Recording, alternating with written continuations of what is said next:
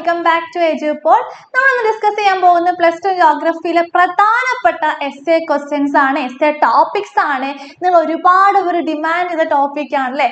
ഓരോ ചാപ്റ്റേഴ്സിലെയും എസ്സേ ഏതൊക്കെയാണ് ചോദിക്കുക ഒന്ന് പറഞ്ഞു തരുമോ എന്നുള്ളത്. അപ്പൊ നമുക്ക് നോക്കാം ഏതൊക്കെയാണ് പ്രധാനപ്പെട്ട എസ്സേ ടോപ്പിക്സ് എന്നുള്ളത്. ഫസ്റ്റ് വൺ ഈസ്, നിങ്ങൾ ശ്രദ്ധിക്കേണ്ട കാര്യം, നമ്മൾ ഡീറ്റെയിൽ ആയിട്ട് നമ്മൾ ലൈവിലൊക്കെ നമ്മൾ ഡിസ്കസ് ചെയ്യുന്നതായിരിക്കും. അപ്പൊ ലൈവിലെ സമയത്ത് ജോയിൻ ചെയ്യാം കേട്ടോ. നോക്കാം. Find out the right down the factors that influence the location of industries. വ്യവസായങ്ങളുടെ സ്ഥാനത്തെ സ്വാധീനിക്കുന്ന ഘടകങ്ങൾ ഏതൊക്കെയാണ്? ഇവിടെ നമുക്കൊരു എസ്സേ പ്രതീക്ഷിക്കാം അല്ലെ. ആക്സസ് ടു മാർക്കറ്റ്, കമ്പോള സാമീപ്യം, ആക്സസ് ടു റോ മെറ്റീരിയൽ, അസംസ്കൃത വസ്തുക്കളുടെ ലഭ്യത, ഗവൺമെന്റ് പോളിസി, ഗവൺമെന്റ് നയം, അവൈലബിലിറ്റി ഓഫ് ലേബർ, തൊഴിലാളികളുടെ ലഭ്യത, എനർജി അവൈലബിലിറ്റി, ഊർജ ലഭ്യത, availability of transport communication facilities, ഗതാഗത വാർത്താവിനിമയ സൗകര്യങ്ങളുടെ ലഭ്യത. ഇത് ഓരോന്നും എന്താണെന്ന് എക്സ്പ്ലെയിൻ ചെയ്ത് നമ്മൾ ലൈവിൽ പറയുന്നതായിരിക്കും. അപ്പോൾ ഇത് ഓരോന്നും നിങ്ങൾ പഠിച്ചിരിക്കണം കേട്ടോ. അടുത്ത പ്രധാനപ്പെട്ട ഒരു എസ്സേ ടോപ്പിക്കാണ് നമ്മുടെ Panama canal and Suez canal. അതിന്റെ ലൊക്കേഷൻ, സ്ട്രക്ചർ, ഇമ്പോർട്ടൻസ് ഒക്കെ എന്ത് ചെയ്യുക, പഠിച്ചു വെക്കുക. It's A very very important. Okay, Panama canal location എവിടെയാണ്? സെൻട്രൽ അമേരിക്കയിലാണ് അല്ലെ.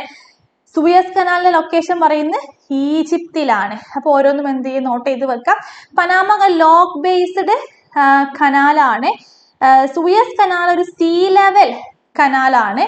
ഓക്കെ, അതിന്റെ ഇമ്പോർട്ടൻസ് എന്ന് പറയുമ്പോൾ പനാമ കനാൽ അമേരിക്കയുടെ കിഴക്കൻ പശ്ചിമ തീരങ്ങൾക്കിടയിലെ ദൂരവും യാത്രാ സമയവും വലുതായിട്ട് അത് കുറയ്ക്കുന്നുണ്ട്. ഉത്തര ദക്ഷിണ അമേരിക്കയും ഏഷ്യയും തമ്മിലുള്ള വ്യാപാരത്തിന് അത് പ്രധാനപ്പെട്ടതാണ്. അടുത്ത സൂയസ് കനാലാണ്.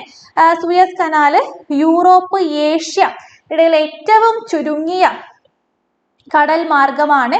പ്രത്യേകിച്ചും മിഡിൽ ഈസ്റ്റ് എണ്ണയും ഏഷ്യൻ ഉൽപ്പന്നങ്ങളും യൂറോപ്പിലോട്ട് എത്തിയ പ്രധാന മാർഗം കൂടെയാണ് ഇത് പനാമ കനാൽ ഭാഗത്ത്. നമുക്ക് എസ്സേ ക്വസ്റ്റ്യൻസ് ഉണ്ട്. അടുത്തത്, explain the concept of watershed management, rain water harvesting, it's A main objective. ഈ ഒരു ഭാഗത്ത് നിന്ന് മക്കളെ എസ്സേ പ്രതീക്ഷിക്കാം. നീർത്തട പരിപാലനം, മഴവെള്ള സംഭരണം എന്നീ പ്രധാനപ്പെട്ട ലക്ഷ്യങ്ങളാണ്. എസ്സേ ടോപ്പിക്കാണ്. ഒബ്ജക്റ്റീവും കാര്യങ്ങളും ഒക്കെ ഇതിനകത്ത് കൊടുത്തിട്ടുണ്ട്.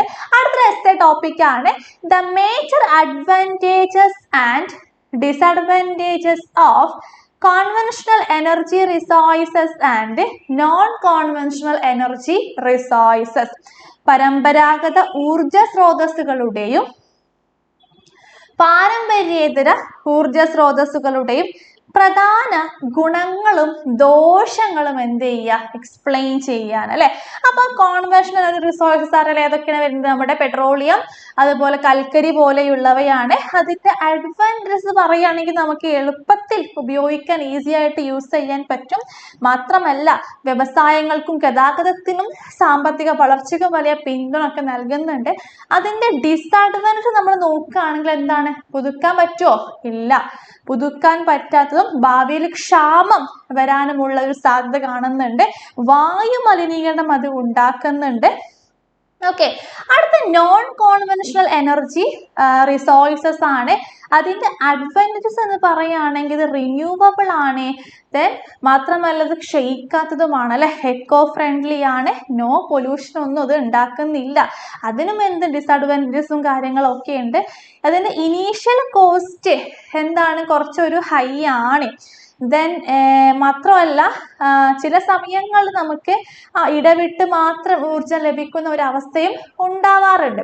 അടുത്തൊരു എസ്സേ ടോപ്പിക്കാണ് various geographical, economical and socio cultural factors ആണ് in the influence the distribution of population. ജനസംഖ്യയുടെ വിതരണത്തെ സ്വാധീനിക്കുന്ന വിവിധ ഭൂമിശാസ്ത്രപരവും സാമ്പത്തികപരവും സാമൂഹിക സാംസ്കാരികപരമായ ഘടകങ്ങളാണ് ഒരു എസ്സേ ടോപ്പിക്കാണ്. ജോഗ്രഫിക്കൽ ഫാക്ടേഴ്സിൽ അല്ലെ അവൈലബിലിറ്റി ഓഫ് വാട്ടർ വരുന്നുണ്ട്, ലാൻഡ് ഫോംസുകൾ. ഓക്കെ, ഓരോന്നും പഠിച്ചു വെക്കുക. Next important essay topic four pillars of human development ആണ്. മാനവ വികസനത്തിന്റെ 4 തൂണുകൾ അറിയാലോ. Equity, sustainability, productivity, empowerment. തുല്യത, സുസ്ഥിരത, ഉൽപാദനക്ഷമത, ശാക്തീകരണം എപ്പോഴും എസ്സേക്ക് ടോപ്പിക്കാണ്. And the 4 different phases of population growth in India. ഇന്ത്യയിലെ ജനസംഖ്യ വളർച്ചയുടെ 4 വിവിധ ഘട്ടങ്ങൾ അല്ലെ. Phase 1 1901 to 1921, phase 2 1921 to 1951, phase 3 1951 to 1981, phase 4 1981 to 2001. അപ്പോൾ ഓരോ ഫേസും എന്താണ്, ഇമ്പോർട്ടൻ്റ് ആണ്, എസ്സേ ടോപ്പിക്കാണ്.